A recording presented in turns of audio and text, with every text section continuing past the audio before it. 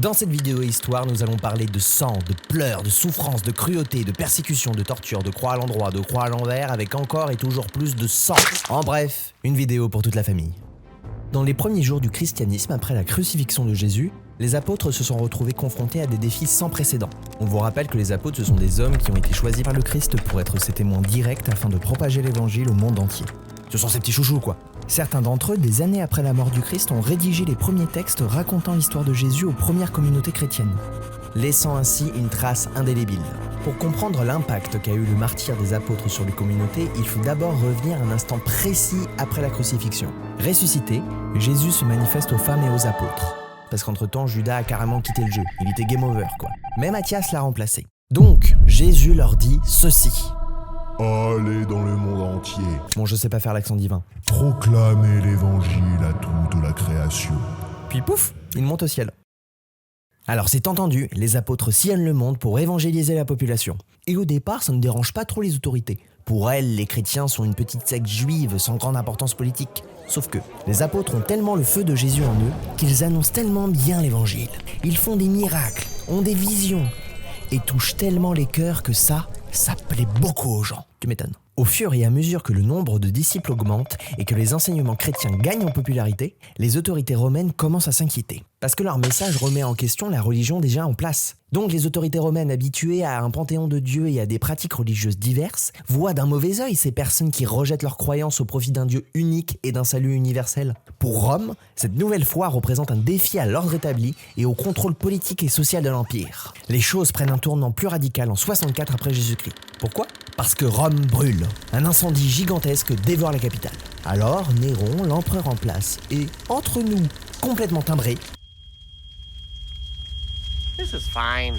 voit dans les chrétiens des coupables parfaits. À partir de là, ils deviennent les ennemis de l'Empire et le plat préféré des lions. Les historiens considèrent que la série des grandes persécutions de l'Antiquité s'étend de 177 à 311 après JC. Coucou. Alors on pourrait se demander pourquoi l'oppression continue après Néron. Eh bien, il faut se rappeler que la religion romaine occupe une part importante de la vie politique de l'Empire. Refuser les dieux romains, c'est refuser l'empereur, qui se considérait comme un dieu aussi, tant qu'à faire. Donc le christianisme n'est pas qu'une menace pour les croyances romaines, mais aussi pour la stabilité et la cohésion sociale. Ainsi, ce qui a commencé comme une petite communauté religieuse marginale devient progressivement une cible de choix. Les apôtres en première ligne. Passons maintenant à la partie riche en hémoglobine que les enfants et les âmes sensibles vont adorer. On va parler des exécutions. Alors on ne va pas s'attarder sur tous, parce qu'ils sont quand même 12, et on va parler de Pierre juste après. Mais, pour résumer, et de façon classe et élégante, Matthieu a été embroché avec une épée.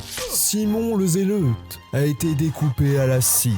Jude a subi le martyre en Perse. Thomas est tué d'un coup de lance dans le dos alors qu'il priait. Jacques, fils de Zébédée, a été décapité. Jacques, fils d'Alphée, a été jeté d'une tour de 30 mètres. A survécu, bravo, mais a été battu à mort avec des bâtons quand même.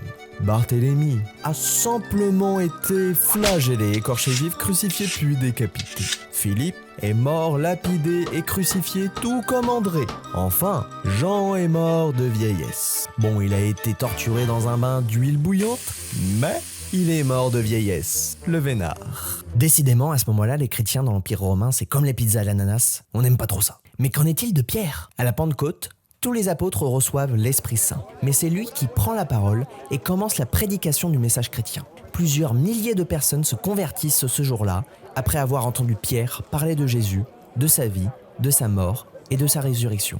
Il faut dire que le Christ l'avait désigné comme chef de l'Église, donc Pierre parlait avec autorité.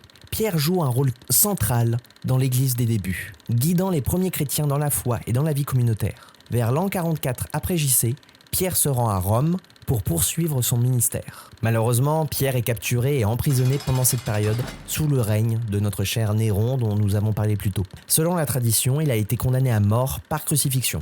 Toutefois, selon des écrits anciens, Pierre a demandé à être crucifié la tête en bas, considérant qu'il n'était pas digne de mourir de la même manière que son Seigneur, Jésus-Christ. Le martyre de Pierre a eu lieu vers l'an 64 après JC. Sa mort a été un témoignage puissant de sa foi inébranlable en Jésus-Christ. Même face à la persécution, La mémoire de Pierre et son exemple de fidélité ont profondément influencé les premières communautés chrétiennes et continuent d'inspirer encore aujourd'hui. Sa statue dans la basilique Saint-Pierre de Rome en est un magnifique exemple. Les martyrs des apôtres ont eu un impact profond sur les communautés, façonnant leur identité et renforçant leur engagement dans leur foi naissante. Tout d'abord, les apôtres, en témoignant de leur foi jusqu'au bout, ont inspiré les croyants à suivre l'exemple de Jésus. Ensuite, ces événements ont renforcé la foi et la résilience de tous ses disciples. Face à la persécution, les récits de fidélité et de sacrifice des apôtres ont donné courage et détermination aux chrétiens pour rester fermes. De plus, les martyrs ont consolidé l'unité et la solidarité au sein même des premières communautés chrétiennes. Les croyants se sont soutenus mutuellement dans les épreuves, formant des liens spirituels profonds qui ont permis à l'Église primitive de persévérer malgré les défis. Ces événements ont également laissé un héritage durable pour les générations futures de chrétiens. L'exemple de fidélité et de sacrifice des apôtres continue d'inspirer les croyants aujourd'hui, les invitant à témoigner de l'amour de Dieu avec courage et détermination. Enfin, les martyrs des apôtres appellent les croyants à la sainteté et à la fidélité dans la vie chrétienne. Ils démontrent que suivre Jésus implique des sacrifices, mais que cela en vaut la peine pour le royaume de Dieu. En plus, pour les personnes qui hésitaient à se convertir, ça n'a été que la preuve de la ferveur et de la vérité de la foi en Jésus-Christ. Parce que si Jésus n'avait pas existé, si ça n'avait été qu'une légende ou si rien de son évangile n'était vrai, pourquoi des gens auraient accepté de se faire torturer, de se faire maltraiter et de se faire assassiner pour quelque chose qui n'existe pas? Si tant d'humains ont accepté d'endurer tant de persécutions, c'est qu'il y a bien quelque chose de puissant et de fort derrière. Il faut se rappeler les paroles de Saint Jean-Paul II le lundi 12 mars 2001 au Vatican, à l'occasion de la béatification de 233 martyrs espagnols du XXe siècle. Le martyr n'est pas une réalité appartenant au passé, c'est aussi une réalité d'aujourd'hui. On constate en effet qu'à notre époque, les martyrs sont revenus.